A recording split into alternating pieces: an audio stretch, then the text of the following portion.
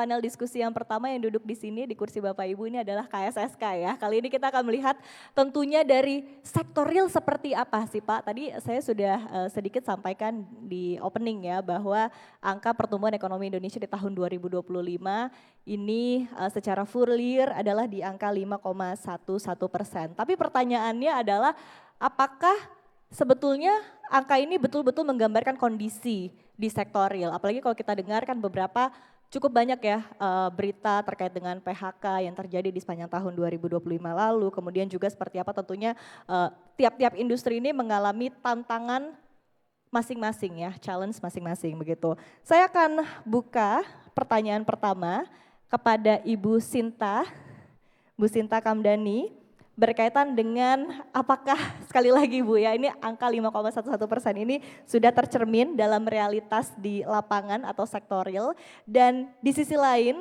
tahun lalu juga jumlah PHK ini juga cukup besar, dan mungkin bisa digambarkan sebetulnya kondisi saat ini seperti apa sih Bu dari kacamata pengusaha. Silakan Bu Sinta. Ya, jadi terima kasih CNBC sudah mengundang saya di tempat ini. Semoga bisa berbagi perspektif dari pandangan pelaku usaha. Jadi saya selalu mengatakan kalau sebenarnya kalau di angka 5% tuh kok saya yakin kita pasti capai di atas 5%. Jadi kalau ditanya apakah reasonable kalau pertumbuhan 2025 itu 5,11, saya kok pikir karena kita terbantu di kuartal keempat ya. Dengan biasa kan kalau seasonal itu kalau di akhir tahun Nataru itu pasti akan mendongkrak pertumbuhan ekonomi juga. Jadi saya pikir cukup align 5,1% ini. Pada akhirnya kalau lihat kondisi real di lapangan kita tuh terus terang nanti teman-teman juga bisa menyampaikan ya. Saya rasa kita tak hanya meneliti soal angka. Angka is one thing gitu, tapi kita lebih melihat kondisi real itu bagaimana kita beroperasi di lapangan dan tantangan-tantangannya seperti apa kita beroperasi di lapangan. Nah, saya mau sedikit memberikan refleksi sedikit nih di 2025 ya mengenai kondisi di sektor real, karena di sini bisa kelihatan kalau kondisinya itu beda-beda ya. Jadi in general saya rasa banyak sekali masih terutama di industri manufaktur masih mengalami banyak perlambatan. Jadi kalau kita lihat seperti sektor strategis ini masih tumbuh di bawah rata-rata nasional. Jadi perkebunan hanya tumbuh 2,95%, perikanan 4,95%, jasa keuangan 3,96, real estate 3,58, perdagangan mobil, motor itu masih di 0,4. Bahkan sektor pertambangan mengalami kontraksi. Nah, tekanan juga saya tadi sampaikan terasa di sektor industri pengolahan ya. Jadi di industri manufaktur.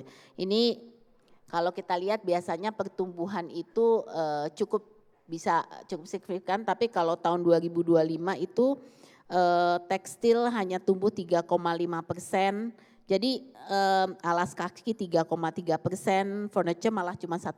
Jadi kalau kita lihat ini dari 16 subsektor manufaktur, 9 subsektor itu tumbuh di bawah rata-rata nasional. Jadi ini harus kalau ditanya kondisi di lapangan seperti itu. Nah, gambaran ini juga nanti akan menegaskan bahwa tantangan di 2026 ini bukan hanya menjaga tadi angka pertumbuhan, tetapi lebih memastikan pertumbuhan itu mampu menciptakan structural lift di sektor real. Jadi ini yang saya mau menyampaikan sedikitnya ada 3 hal yang mungkin penting nanti kita lihat ya di dalam strategi kita, karena mungkin kalau saya bisa share itu mengenai kondisi di lapangan sekarang sebenarnya apa sih yang terjadi ya kan? Nah ini mungkin yang harus jadi perhatian, karena sebenarnya tantangan-tantangan yang dihadapi di sektor real di lapangan ini patut untuk dicermati dan apa solusinya. Tapi mungkin kita ini dulu untuk diskusi atau mau saya ini kan dulu Mungkin boleh strateginya? sedikit dari Bu Sinta dulu Oke, ya. oke. Ya, jadi kita ada beberapa hal yang selalu jadi perhatian. Pertama itu adalah bagaimana kita bisa menekan high cost of doing business. Ini harus selalu saya sampaikan. Karena pada prinsipnya Indonesia ini harus terus berdaya saing dan berkompetisi dengan negara-negara lain. Kita tidak hidup sendiri di dunia, ya. Jadi oleh karenanya kita selalu menyampaikan biaya-biaya yang perlu menjadi perhatian. Seperti logistik kita ini masih termasuk yang paling tinggi. Dengan tetangga kita. Kemudian juga biaya energi, kemudian biaya pinjaman ya. Jadi suku bunga pinjaman kita itu bisa sampai 8-12%. Kalau negara lain cuma 4-6%-an di negara tetangga kita. Jadi ini menjadi cost of doing business yang harus menjadi perhatian kita. Juga kalau kita lihat beberapa hal ini kan yang kaitannya dengan cost-cost yang lebih quantifiable ya. Tapi kita juga lihat cost-cost yang mungkin lebih tidak terlihat ya. Nah itu nanti juga kenapa saya selalu mengatakan kalau licensing, perizinan maupun over regulated atau banyaknya regulasi atau inconsistent regulasi itu juga mempengaruhi gitu. Kenapa itu yang namanya cost of doing business itu hal-hal yang mungkin tidak terlalu quantifiable. Jadi kalau kita lihat di dalam slide berikutnya, kalau kita lihat kenapa kita selalu mempromot untuk deregulasi dan di bottlenecking, karena masalahnya ini masih ada berkutat kepada isu-isu seperti itu gitu loh. Kalau kita lihat di dalam melihat pertumbuhan ini salah satu faktor kan selain tentunya APBN biasanya untuk mendorong project-project biasa untuk cost yang di spending untuk proyek-proyek pemerintah, program-program utama pemerintah. Tapi yang kalau kita lihat pertumbuhan itu faktornya dari mana? Nah, yang kedua itu jelas dari segi investasi yang datang.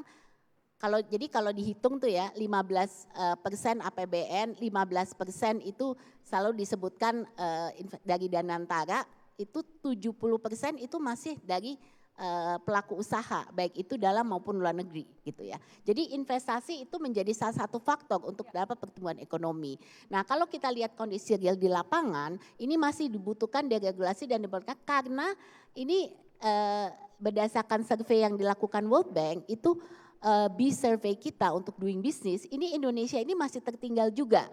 Jadi misalnya waktu untuk bisa pendaftaran perusahaan asing itu pasti 65 hari, sementara negara terbaik 1 hari gitu loh. Waktu untuk transfer kepemilikan properti 90, kita masih kita 90 hari negara terbaik. Jadi ini juga menjadi satu faktor yang harus jadi perhatian kita karena tadi bahwa kita masih belum bisa kompetitif dari sisi doing businessnya dan ini juga mempengaruhi karena kompleksitas tadi dari deregulasi daripada di bottlenecking. Nah, untuk kalau kita melihat di sini bahwa sebenarnya hambatan-hambatan ini harus menjadi perhatian. Kenapa? Karena kita selalu mengatakan ada 3 hal yang sangat penting di dalam pemerintah harus melakukan deregulasi.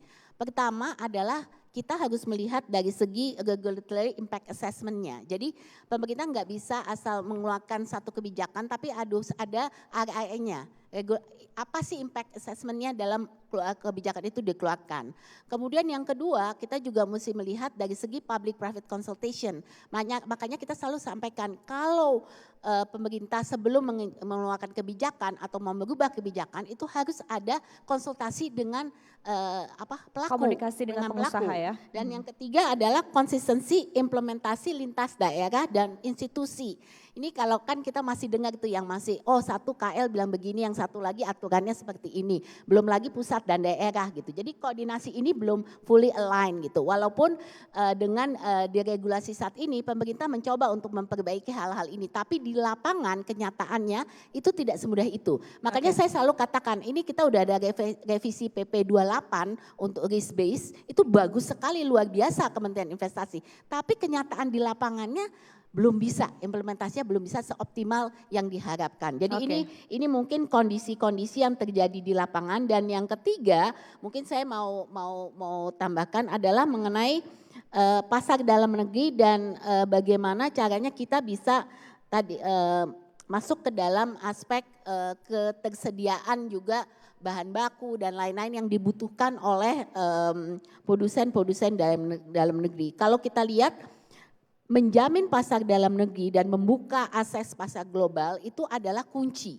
Ya. untuk kita bisa juga tumbuh. Dan ini secara real sektor kondisi di lapangan ini mungkin sesuatu yang masih harus jadi perhatian, karena walaupun IKK kita itu naik ke level 127 di Januari 2026 Ya. dan ini kita melihat daya beli ini masih secara demand lokal ini masih belum memadai. Oke. Jadi perlu ada terus peningkatan dari daya beli, dan untuk global market tentunya perlu ada diversifikasi lebih banyak untuk pasar-pasar global. Karena Oke. masih banyak uncertainty dari Baik. kondisi yang ada. Baik, baik. Kita berikan tepuk tangan untuk Bu Sinta. Ini pembuka yang sangat elaboratif ya. Tadi begitu banyak poin-poin yang disampaikan. Bapak Ibu, kita akan buka sesi tanya jawab juga ya untuk Bapak Ibu agar lebih interaktif. Sembari mungkin Bapak Ibu bisa mempersiapkan pertanyaannya. Saya sedikit 1-2 pertanyaan lagi kepada para narasumber kita. Saya mungkin ke Bu Sinta terlebih dahulu ya. Kita lihat angka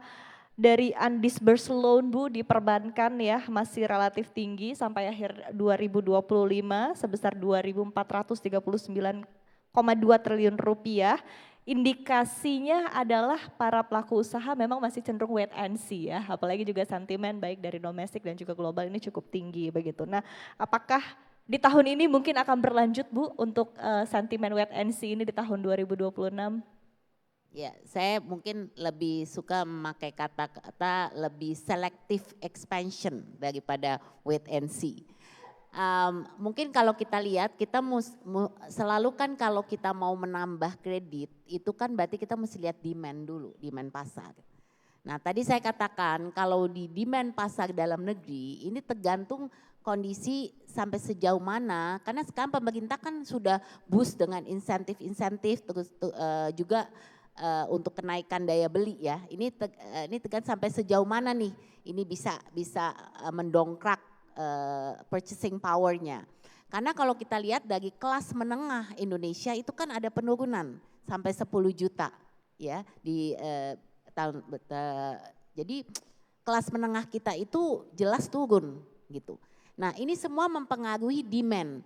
Jadi kalau kita sebagai mau ekspansi, pasti kita akan lihat dulu demand-nya itu ada atau tidak gitu ya. Jadi kalau di dalam negeri kondisinya seperti itu. Kalau di luar negeri, kalau kita lihat untuk mereka yang mungkin juga ekspor dan lain-lain, itu juga masih banyak ketidakpastian di luar negeri ini. Karena kondisi ekonomi banyak negara ya dengan mungkinnya ada juga kan kita lihat masih ada tekanan ya antara Amerika dan Tiongkok dan lain-lain. Ini semua pasti akhirnya berpengaruh. Nah jadi kalau kita lihat pertumbuhan kredit perbankan di 2025 itu kan sebesar 9,69% ya year on year. Sejalan dengan memang waktu itu kita proyeksi di Apindo juga antara 9 sampai 11%. Namun ini memang dengan adanya tingginya undisbursed loan itu juga kita lihat bahwa dunia usaha juga masih tadi menimbang-nimbang ya. Beberapa faktor utama memang kita juga melihat selain daripada tadi demand, kita juga lihat dari cost of borrowing. Cost borrowing Indonesia ini masih cukup tinggi yang tadi saya sampaikan ya. Dan juga volatilitas nilai tukar.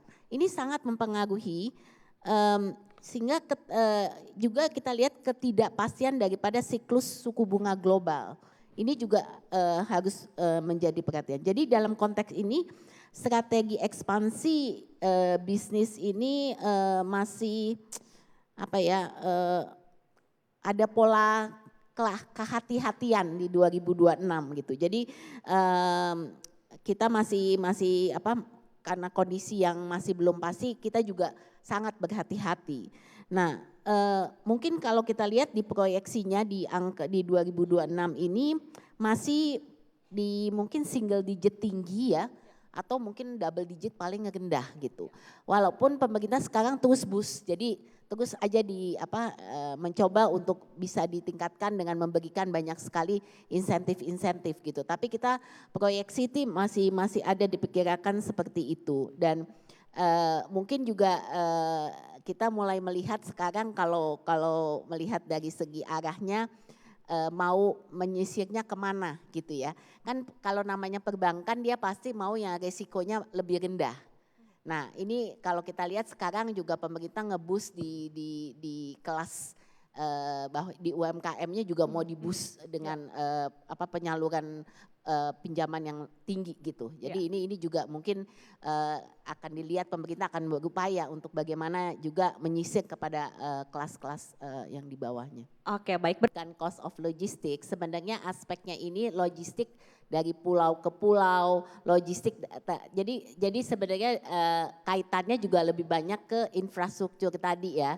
Juga kalau kita lihat selama ini kan ada ini ya. Kalau kita mengirim barang ke bagian timur Indonesia itu bisa biayanya lebih tinggi daripada kalau kita ngirim dari luar negeri kirim barang gitu. Jadi ini kadang-kadang faktor kita infrastruktur di dalam negeri kita, faktor tata kelola daripada pengenaan logistik kita ini juga harus jadi perhatian gitu. Jadi kalau kita lihat logistik itu sebenarnya beyond dari segi transportasi seperti kendaraan listrik ya. Jadi cost of logistik ini yang berhubungannya lebih banyak dari segi pengangkutan juga transportasi barang dan lain-lain ya. Jadi ini mungkin yang sangat menentukan dari segi faktor competitiveness dan daya saing kita. Mungkin kalau boleh saya boleh nggak tambahkan satu hal, karena ini Silakan. saya mau, ini kan kita mau tutup ya, jadi makanya saya mau garis bawahi soal competitiveness juga nih. Karena saya melihat ini harus jadi perhatian Indonesia bagaimana kita bisa berdaya saing tadi ya. Nah kalau kita lihat salah satu elemen yang paling penting tadi kan disampaikan oleh teman-teman juga dari faktor ketenaga kerjaan ya. Jadi kalau kita lihat sekarang ini penyerapan tenaga kerja itu kan di bawah, jadi kebutuhan penciptaan lapangan kerja itu tidak memadai gitu. Nah kalau kita melihat informal sektor kita ini semakin tinggi karena kita tidak ada cukup ketersediaan lapangan pekerjaan di sektor formal, dia masuk ke informal. Informal itu hampir 60% sekarang. Ini yang harus jadi perhatian kita bersama. Nah makanya sekarang konsepnya yang kita masukkan, pengembangan industri harus jalan untuk penyerapan tenaga kerja formal lebih tinggi, tapi kita juga harus pendekatan dari segi pengembangan UMKM. Ini kunci banget nih, saya mau sebelum sesi ini kita tutup, mungkin ini penting karena UMKM ini kita selalu melihat UMKM itu hanya untuk penciptaan lapangan kerja, tinggal membuka usaha. Tapi yang penting adalah kualitas daripada UMKM. Jadi ini kita perlu UMKM naik kelas, itu yang selalu kita genggamkan. Jadi bersamaan dengan pengembangan daripada industri, kita juga mesti mengembangkan kewirausahaan ini di Indonesia. Ini harus jalan beriringan. Kalau tidak, ini faktornya akan semakin parah gitu. Karena informal sektor kita semakin terus meningkat. Dan kita mesti lihat bahwa kembali lagi bahwa struktur ketenaga kerjaan kita ini memang low skill labor. Ya, jadi 39% cuma lulusan SD. Gitu. Jadi ini satu faktor yang tadi dikaitkan ada yang menyentuh soal produktivitas, itu kunci banget karena Indonesia tuh masih rendah produktivitasnya dibandingkan negara tetangga, sehingga aspek produktivitas ini harus jelas diangkat gitu. Jadi ini mungkin beberapa tambahan poin yang saya mau garis bawahi urusan competitiveness tadi. Terima kasih.